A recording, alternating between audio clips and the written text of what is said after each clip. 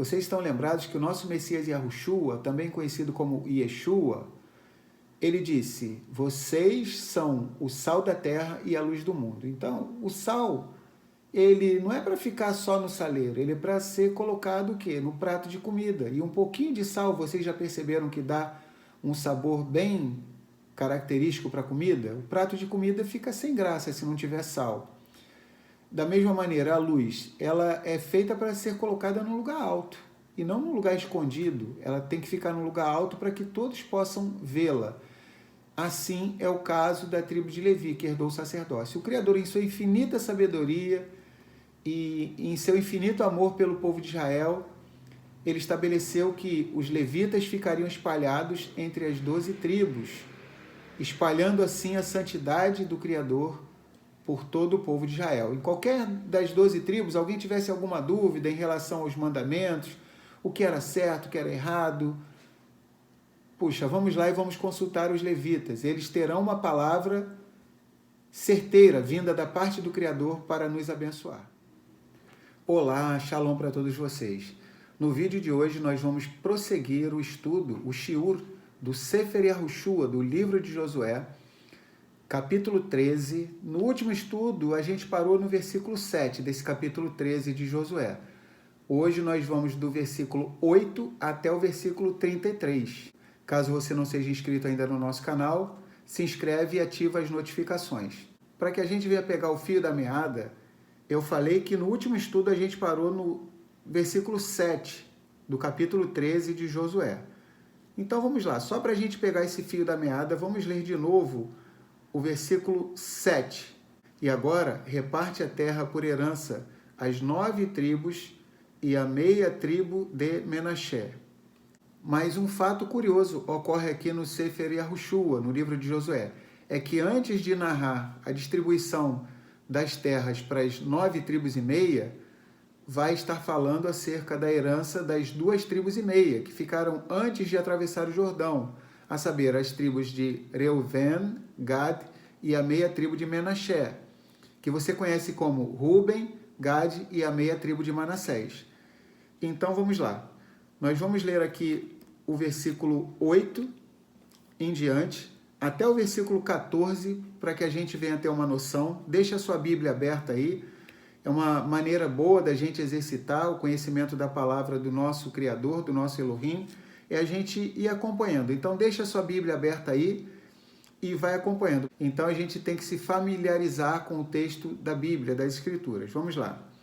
Diz assim, Yahushua, Josué 13, do versículo 8 até o 14. Com quem os Rubenitas e os Gaditas receberam a sua herança, a qual lhes deu Moisés, além do Iardém, Jordão, do lado oriental, como já lhes dera Moshe, o servo de Yahuá.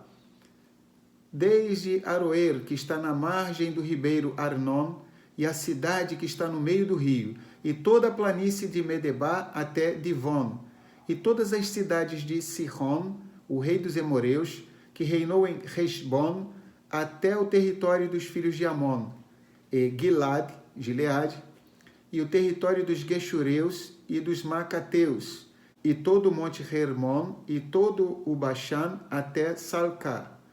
Todo o reino de Og, em Bashan, que reinou em Ashtaroth e em Edrei. Este restou dos gigantes, que Moshe derrotou e expulsou. E os filhos de Israel não expulsaram os Geshureus, nem os Macateus. E Geshur e Maacat têm habitado no meio de Israel até hoje. Tão somente a tribo de Levi não deu herança. As oferendas queimadas no altar de Yahuá, o Elohei Israel, são a sua herança, como lhe havia dito. Então aqui nós lemos esse texto, bem interessante, a gente vai se deter nessa primeira fase do estudo, nesse texto. Então vamos lá, a gente vai estar fazendo algumas observações, lendo alguns comentários bem interessantes. Assim como o resumo da conquista no capítulo 12 começou com os reis e seu território oriental do Iardém, Jordão, capítulo 12, do 1 ao 6, confira com capítulo 1, do 12 até o 15. também o relato da distribuição da terra teve início com o alocamento desse território às tribos de Reuven, que você conhece como Ruben. Isso está no capítulo 13, do versículo 15 ao 23. Gad, dos versículos 24 ao 28. E a meia tribo de Manassés, do versículo 29 até o 31. Nos dias de Moisés. Dessa maneira, o que Yahushua, Josué, faz é visto como a finalização do que Moshe começou, e a unidade de todo Israel é afirmada, a despeito da fronteira geográfica do Jordão, Yarden, como você vai ver lá em Yahushua, Josué 22, 25, e do lapso temporal entre a obra de Moisés, e a de Yahushua, Josué. Então, esse comentário é bem interessante. As coisas do Criador, elas não giram em torno de uma só pessoa, de apenas um servo para fazer todas as coisas. Então, a gente vai perceber, lendo as Escrituras, que dentre o nosso povo de Israel, o Criador vai levantando inúmeras pessoas para fazer a sua obra. Então, inclusive, vamos abrir lá em Corintim Aleph, 1 Coríntios, capítulo 3, do versículo 6 até o 8, para a gente entender isso. Olha que coisa interessante. Aqui, Moisés começou a fazer uma coisa e Yahushua, Josué, concluiu essa coisa. Eu plantei, Apolo regou, mas o crescimento veio de Elohim, de modo que nem o que planta é alguma coisa, nem o que rega, mas Elohim, que dá o crescimento. Ora, o que planta e o que rega são um, e cada um receberá o seu galardão segundo o seu próprio trabalho. Então, olha que coisa interessante. Shaul Hashaliah, que você conhece como o apóstolo Paulo, ele diz que ele plantou e Apolo regou, ou seja, assim são as coisas no reino dos céus. Uma pessoa planta e outra pessoa rega, ou seja, alguém começa e outro dá o prosseguimento. Se a gente fosse fazer uma comparação aqui com o que Paulo está falando, com o que Shaul está falando, a gente poderia fazer a seguinte comparação. Moisés plantou e Yahushua, Josué, regou, e Elohim deu crescimento para o nosso povo de Israel. Então vamos lá, vamos voltar para o Sefer Yahushua, para o livro de Josué.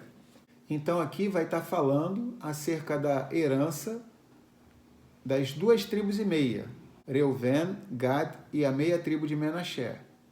Então vamos lá.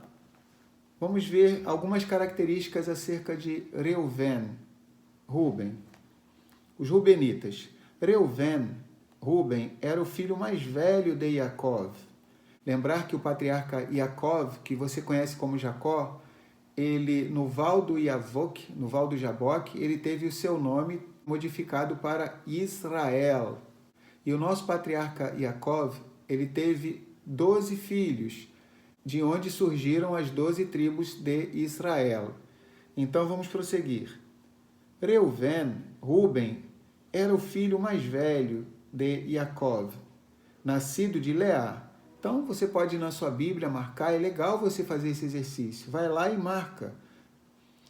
Bereshit, Gênesis 29, 32, vai estar falando sobre Reuven. Bereshit, Gênesis 35, 22 também. E Bereshit 49, versículos 3 e 4 também. Ou seja, então é um exercício que a gente tem que fazer.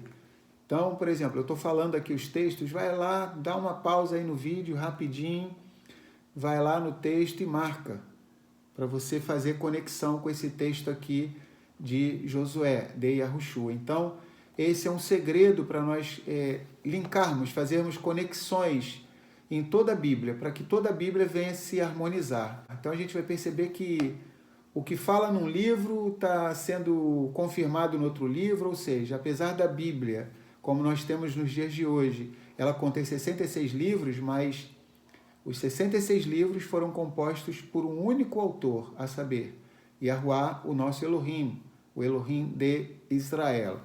Então isso é bem interessante porque a gente vê a coerência das Escrituras. Embora sejam 66 livros, mas a gente percebe que é o mesmo padrão. Um livro não contraria outro livro. Então, tudo se encaixa na Bíblia, nas Escrituras. Vamos ver agora um pouco acerca de Gad. porque aqui vai estar relatando a herança das tribos de Reuven, Gad e metade da tribo de Menaché. A gente já falou Reuven, agora vamos para Gad. Gad era o 7º filho de Yaakov. Então, num total de 12, como eu já falei, Gad foi o 7º a nascer. E ele foi o primeiro filho que Yaakov teve com Zilpá. Você pode conferir isso lá em Bereshit, Gênesis, capítulo 30, do versículo 9 até o 11, e Bereshit 49, versículo 19 também. Vamos agora para Menaché. Afinal de contas, metade da tribo de Menaché recebeu herança antes de atravessar o Jordão. Então, como sabemos, Yaakov teve 12 filhos e o 11º a nascer, quase o caçula. Então, o 11º foi Yosef, que você conhece como José. O caçula foi Benjamim, que foi o 12º filho a nascer. Mas daqui a pouquinho, mais para frente, a gente vai ver a herança da tribo de Benjamim. Mas no presente momento, queremos falar acerca de Menaché. Menaché foi o filho mais velho de Yosef, de José. Contudo, conforme percebemos em Bereshit, Gênesis, capítulo 48, Jacó, ele adota os 2 netos dele, Menaché e Efraim, anota os 2 netos como filhos e passam a partir de então a serem considerados não netos de Yaakov, mas filhos legítimos, e passam a fazer parte das 12 tribos de Israel. Então, olha que coisa interessante. Embora Menaché fosse o filho mais velho de Yosef, contudo, por orientação divina, Jacó, ele passa a primogenitura para o mais novo, para Efraim, para o seu neto mais novo. Então, você vai se lembrar que lá no capítulo 48 de Bereshit, de Gênesis, acontece algo inusitado. Primeiro que Jacó adota os 2 netos como filhos. E segunda coisa inusitada é que ele passa a primogenitura para o mais novo. Bem, acerca da tribo de Efraim, falaremos mais adiante, no decorrer do livro de Yahushua, de Josué. Inclusive, a gente vai ver que Efraim se tornará a tribo mais possante do reino do norte. A gente vai ver que lá no futuro, mais para frente, com o passar do tempo, o nosso povo de Israel vai se dividir em Reino do Sul e Reino do Norte. Então, mais para frente, no futuro, o nosso povo se dividirá em 2 reinos, a saber, o Reino do Sul liderado pela tribo de Judá, e o Reino do Norte liderado pela tribo de Efraim. Nesse capítulo 13, versículo 13, acontece algo bem desagradável. Vamos ler de novo esse versículo. E os filhos de Israel não expulsaram os Geshureus, nem os Macateus. E Geshur e Maacat têm habitado no meio de Israel até hoje. Então, olha que coisa triste. Embora o Criador tivesse dado a ordem de expulsar esses povos do meio do nosso povo, para que o nosso povo não fosse contaminado por idolatria e costumes pagãos dessas nações que não conheciam o Criador, contudo, o texto vem dizendo que os filhos de Israel não expulsaram, não desapossaram esses povos. Vamos ler aqui um comentário bem interessante. A importância desse fracasso dos israelitas se tornará ainda mais clara no período de Shoftim, do livro de Juízes. Shoftim, Juízes, capítulo 1, do 27 ao 36, e Juízes, capítulo 2, versículo 20, até Juízes, capítulo 3, versículo 6. E no período dos Juízes, a gente sabe que ocorria algo muito triste em Israel. Inclusive, lá em Shoftim, Juízes, diz o seguinte: naquele tempo não havia rei em Israel, e cada um fazia o que parecia reto aos seus próprios olhos. Então, imagine que loucura que era a vida em Israel no período do livro dos Juízes, Shoftim. Mas, por enquanto, ainda estamos aqui no tempo de Yahushua bin Nun, Josué, filho de Nun, e esse grande homem de Elohim, ele é usado de uma forma tão poderosa que as tribos de Israel servem ao Criador, elas têm a sua coesão, estão unidas Ou seja, as 12 tribos ainda fazem parte de um único reino, ainda não há a divisão de Israel aqui no período de Yahushua, de Josué. Mas todo Israel possui unidade, Yahad. Então vamos ver aqui outros comentários. Josué, Yahushua, capítulo 13, versículo 8, que a gente já leu, já comentou. Mas vamos ver mais um comentário interessante. Foi Moisés quem primeiro menciona a herança dada a estas tribos. Então você pode ir lá na sua Bíblia e anotar Bamidbar, Números, capítulo 32, do versículo 33 até o 42, vai confirmar isso. E Devarim, Deuteronômio, capítulo 3, do versículo 8 ao 17 também. Então, como eu disse, vai traçando conexões na Bíblia. Não leia a Bíblia, não participe de um estudo de uma forma passiva, mas dê o seu melhor. Faça com que seja algo em que há uma ação da sua parte, ou seja, pausa o vídeo, vai lá, marca. Que legal, isso já havia sido mencionado lá no livro de Números e no livro de Deuteronômio. Vamos agora para Yahushua, Josué 13, 14. Vamos falar acerca da tribo de Levi.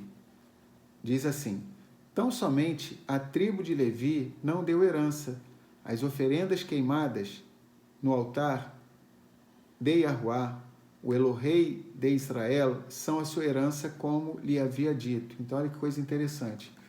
A tribo de Levi, se você olhar no mapa de Israel, você vai observar que não há um território escrito Levi, as 12 tribos de Israel. Quando você olha no mapa, você vai ver essas 12 tribos. Vamos agora falar acerca da tribo de Levi. Então, eu li o texto para vocês e olha que coisa interessante.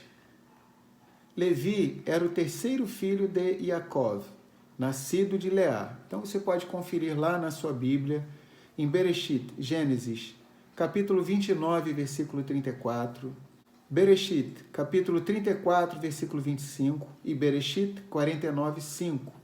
Então, Levi foi um dos primeiros a nascer. Ele foi o terceiro. Antes dele, somente nasceram Reuven e Shimon, que você conhece como Ruben e Simeão. Vamos prosseguir. O fato de Levi não receber nenhum lote da terra, da parte de Moshe, Moisés ou de Yahushua, Josué, é explicado aqui e nesse capítulo 13 também de Josué, versículo 33. Tá? O último versículo aqui desse capítulo vai falar mais uma vez acerca da tribo de Levi. Vamos ler. Porém, a tribo de Levi, Moshe não deu herança. Yahuá, o Elohei de Israel, é a sua herança, como já lhes tinha dito. Então, aqui no livro de Josué, nós estamos sendo informados de que não é uma novidade, a tribo de Levi já sabia disso. Qual era a herança da tribo de Levi? Yahuá, ou seja, o poderoso, o Elohim de Israel.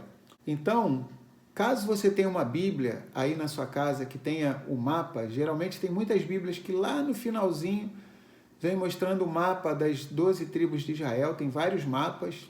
Talvez você tenha uma Bíblia aí ou várias Bíblias que tem esses mapas e você nunca se deu conta disso, vai lá.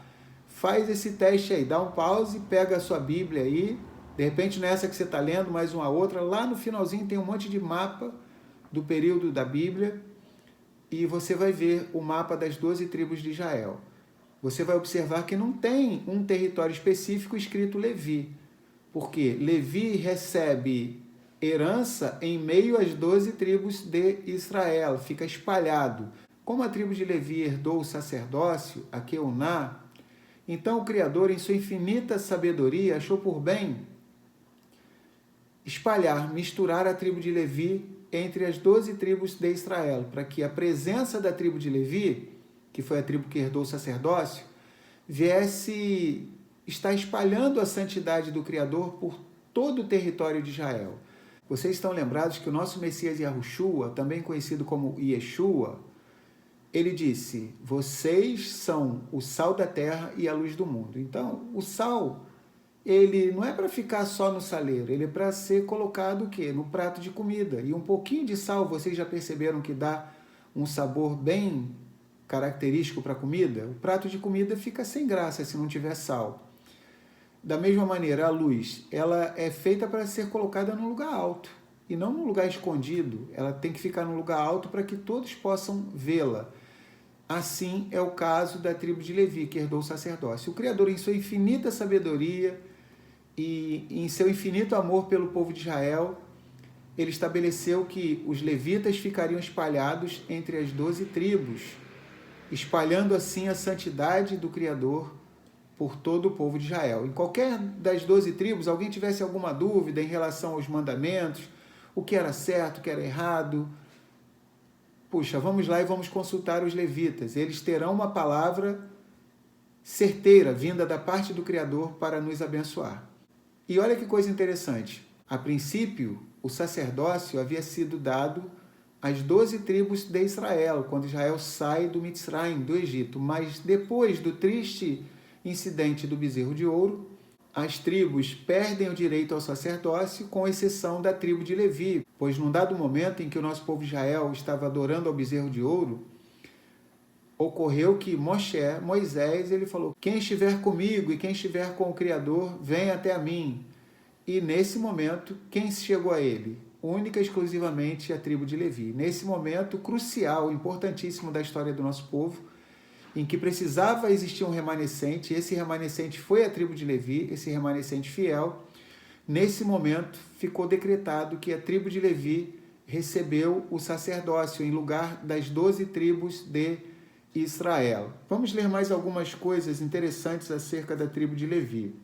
Mas deixa eu falar uma coisa bem interessante aqui, porque talvez você esteja pensando: puxa vida, eu não sou da tribo de Levi, então eu não posso ser um sacerdote de Elohim? Como é que é isso?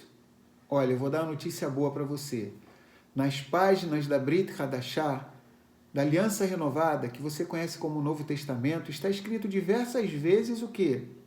Que independente de qual seja das 12 tribos, ou até mesmo se não for das 12 tribos de Israel, todos aqueles que têm uma aliança com o Messias Yahushua e Yeshua, o que acontece? Essas pessoas se transformam em reis e sacerdotes. Uau, que notícia maravilhosa! Originalmente, o sacerdócio havia sido designado para as 12 tribos, mas elas decaíram de seu elevado status espiritual e somente a tribo de Levi se manteve fiel.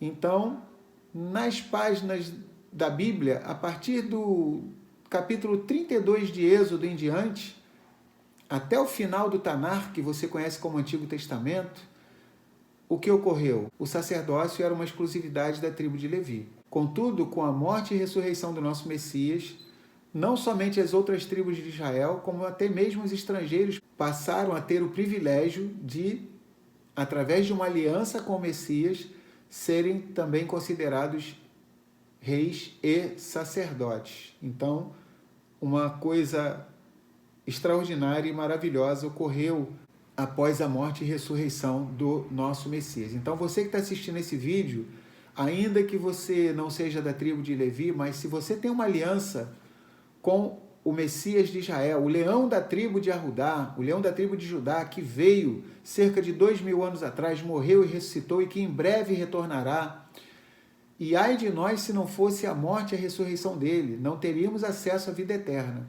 Então, através da morte e ressurreição do nosso Messias, todos aqueles que têm uma aliança com ele são convidados a serem também reis e sacerdotes. Então, precisamos entender que é uma responsabilidade muito grande. Então, talvez você esteja pensando: puxa, que notícia boa saber que eu sou um sacerdote. Mas você já viu na Bíblia que a responsabilidade dos sacerdotes é muito grande. Então, com grandes poderes, vem grandes responsabilidades. Como diz o nosso Messias lá na Bessorá de Lucas, no Evangelho de Lucas, capítulo 12. A quem muito é dado, também muito será cobrado. Vamos prosseguir. Vamos estar falando mais um pouco acerca da tribo de Levi. Então, já vimos que Levi foi o terceiro filho de Jacó. Dentre 12, ele foi o terceiro a nascer, ou seja, era um dos mais velhos. O fato de Levi não receber nenhum lote da terra da parte de Moisés ou de Yahushua, Josué, é explicado aqui e também no versículo 33. Eu já tinha lido esse trecho, só para a gente pegar o fio da meada. E também em Josué 14, versículos 3 e 4, Josué capítulo 18, versículo 7, Deuteronômio, Devarim, capítulo 18, do versículo 1 até o 8. Então, exercita isso, tá? Dá um pause aí, pega a sua canetinha. Se você não tem o hábito de marcar sua Bíblia, pega um lápis de cor, uma canetinha, uma lapiseira, seja lá o que for, e marca. As 12 tribos de Israel são vistas no Tanar, que você conhece como Antigo Testamento, sob diversos prismas. Para a divisão em 12 territórios, os descendentes de Yosef, José, são contados como 2 tribos. Você se lembra que na Torá, que você conhece como Pentateuco, vem dizendo que o primogênito, o filho primogênito de um homem, ele tem direito à porção duplicada na herança. Ou seja, como Yaakov ele teve 12 filhos, o mais velho era Ruben, Reuven, mas ele profanou o leito de seu pai e ele perdeu a sua primogenitura. Os outros irmãos mais velhos de Yosef, José, perderam a primogenitura porque tramaram contra a vida dele, ou seja, o lançaram na cova e o venderam, queriam matá-lo.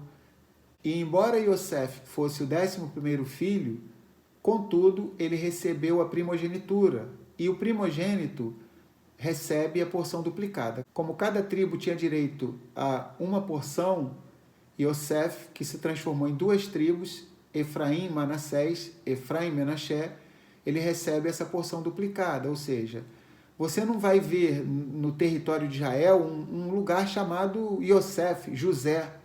Aí você vai pensar, Yosef, José, ganhou porção duplicada, mas parece que não ganhou nada, não tem o nome José aqui, Yosef, nos territórios de Israel. Espera aí.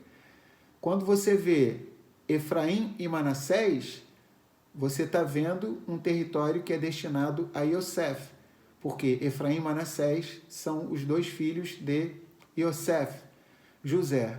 Sempre que você lê Efraim e Manassés, lembre-se, esses territórios pertencem a Yosef, na pessoa de seus 2 filhos, Efraim e Menaché, Efraim e Manassés.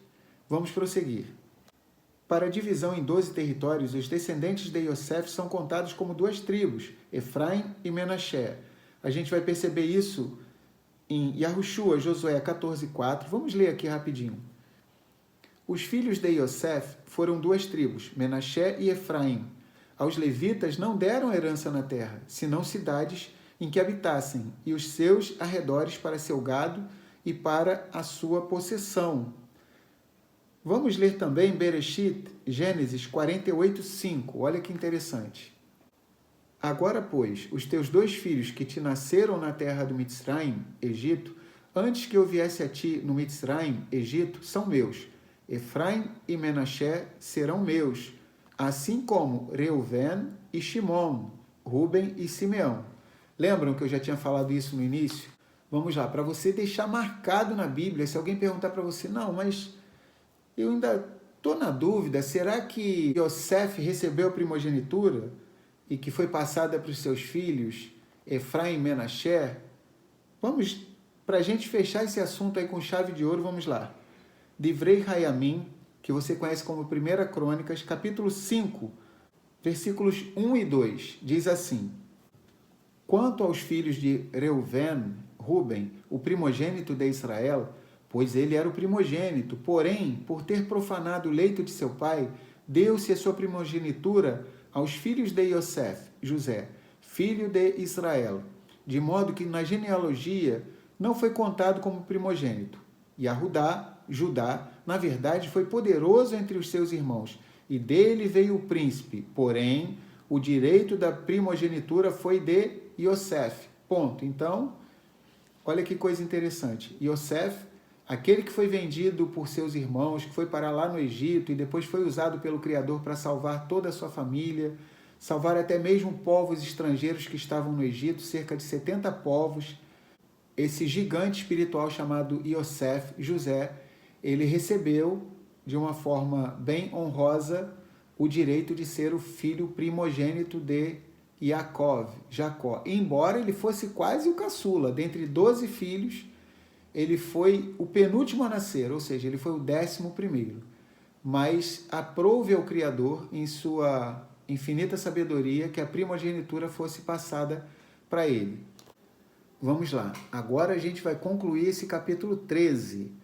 Eu vou pedir para você ler aí na sua casa, você tem a sua Bíblia, Yahushua, Josué, capítulo 13, do 15 até o 33. Caso você queira ler, para você entender melhor, dá um pause. Se acostuma a fazer essa forma de estudo, fica bem mais dinâmico. Repetindo, não permita que o seu estudo seja apenas de uma forma passiva, mas transforma o seu estudo em algo ativo, ou seja, pega as suas canetas, os seus lápis de cor, a sua lapiseira e vai fazendo anotações, vai linkando para que você perceba a harmonia, a beleza das escrituras da Bíblia.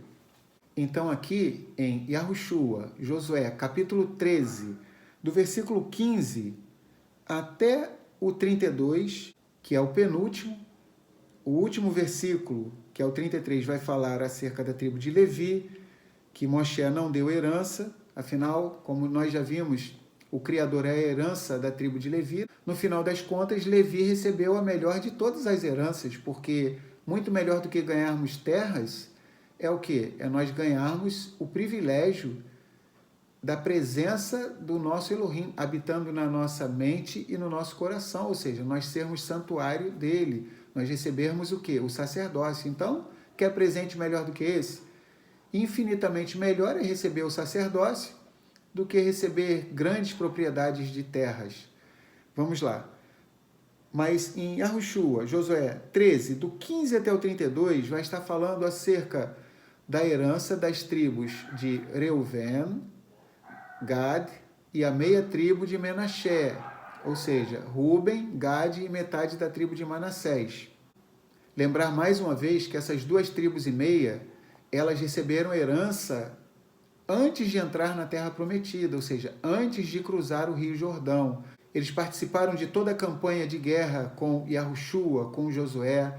Eles foram fiéis, conforme eles haviam prometidos para Moshe, para Moisés. Então, aqui nós estamos falando acerca da herança dessas duas tribos e meia. Essas tribos escolheram receber a sua herança antes de atravessar o Rio Jordão, Yarden. Nós vamos focar em dois versículos especialmente aqui, desse capítulo 13, do 15 até o 33, que são os versículos 22 e o versículo 33. Tá? Repetindo, faça o seu exercício, faça a sua parte. Leia as Escrituras, participe ativamente do estudo das Escrituras. Vamos lá. Vamos ler alguns comentários acerca, primeiro, do versículo 22. Primeiro vamos ler o texto. Também os filhos de Israel mataram a fio de espada a Bilam, que você conhece como Balaão, filho de Beor, o adivinho, como os mais que por eles foram mortos. Então, vamos ler alguns comentários bem interessantes acerca da morte de Bilam, Balaão. Vamos ler Bamidbar, Números 31, versículo 8. Diz assim: E mataram aos reis de Midian, e entre os que foram mortos estavam Evi, Requem, Tsur, Hur e Reva, os 5 reis de Midian. E mataram a Bilam, Balaão, filho de Beor, a espada. Então, olha que coisa interessante. Aqui em Números é relatado o triste fim desse, digamos assim, o profeta assalariado das nações, como nós que somos israelitas costumamos chamar Bilam, Balaão, ou seja, o adivinho, o profeta mercenário, o profeta assalariado das nações, que era antissemita, que odiava o nosso povo de Israel. Bilam, Balaão, filho de Beor. Sua história é contada em Bamidbar, Números, do capítulo 22 até o 24, ou seja, capítulos 22, 23 e 24 de Números. E sua morte é mencionada, como vimos, em Bamidbar, Números, capítulo 31, versículo 8. Vamos ler mais algumas coisas interessantes acerca de Bilam, Balaão. Abandonando o reto caminho, se extraviaram, seguindo pelo caminho de Bilam, Balaão, filho de Beor, que amou o prêmio da injustiça. Recebeu, porém, o castigo da sua transgressão, a saber, Um mudo animal de carga, falando com voz humana, refreou a insensatez do profeta. Então, que vergonha. Um homem que se achava o tal, ele foi repreendido por um animal. Vamos abrir também em Hitgalut, Guiliana, que você conhece como Apocalipse, capítulo 2, versículo 14. Tenho, todavia, contra ti algumas coisas, pois que tens aí os que sustentam a doutrina de Balaão, o qual ensinava a Balaque a armar ciladas diante dos filhos de Israel para comerem coisas sacrificadas aos ídolos e praticarem a prostituição. Então, Balaão, vendo que não prevalecia contra Israel, o Criador foi bem claro, falou, olha, você não tem como amaldiçoar o povo de Israel, porque esse povo é bendito. Sobre a tenda de Israel não vale encantamento. Então, percebendo que o Criador não amaldiçoaria Israel, ele teve um mau intento, ou seja, ele aconselhou o rei Balaque a lançar tropeços diante dos filhos de Israel, ou seja, para que o rei Balaque enviasse mulheres prostitutas para que viessem seduzir o povo de Israel, seduzir os homens de Israel e induzi-los não só a se prostituírem com essas mulheres pagãs, como também a praticarem idolatria, adorarem os seus falsos deuses. Inclusive ficou conhecido como o incidente de Baal Peor. E se não fosse o neto do sumo sacerdote Aharon, que você conhece como Arão, se não fosse o neto dele chamado Pinhas, que você conhece como Finéias, se não fosse ele ter sentido zelo pelas coisas do Criador, o nosso povo de Israel teria sido com certeza trucidado. Mas o Criador, bendito seja ele, bendito seja Yahuwá, ele sempre levanta alguém para estar livrando o nosso povo de Israel. Então esse homem chamado Balaão, ele teve um plano tão terrível que esse plano dele quase destruiu o nosso povo de Israel. Ou seja, esse conselho dele para o rei Balaque de enviar essas mulheres prostitutas e induzir o nosso povo à prostituição e à idolatria, foi algo que quase destruiu completamente o nosso povo de Israel. A ira do Criador já estava vindo sobre Israel. Foi quando se levantou Pinhas, Finéias, neto do sumo sacerdote Aharon, e salvou o nosso povo de Israel. Você vai ver com detalhes essa história no Sefer Bamidbar, no livro de Números, capítulo 25. Vai lá depois e lê com calma. Pois bem, eu já havia falado sobre a tribo de Levi, porque no capítulo 13 de Josué, versículo 14, fala acerca da tribo de Levi, que não havia recebido herança, e no último versículo do capítulo 13 de Josué, que é o versículo 33, vai falar novamente acerca da tribo de Levi. Porém, a tribo de Levi, Moisés não deu herança. Yahuwá, o Elohei de Israel, é a sua herança, como já lhes tinha dito. Então, que privilégio a tribo de Levi recebeu. Vamos ler alguns comentários.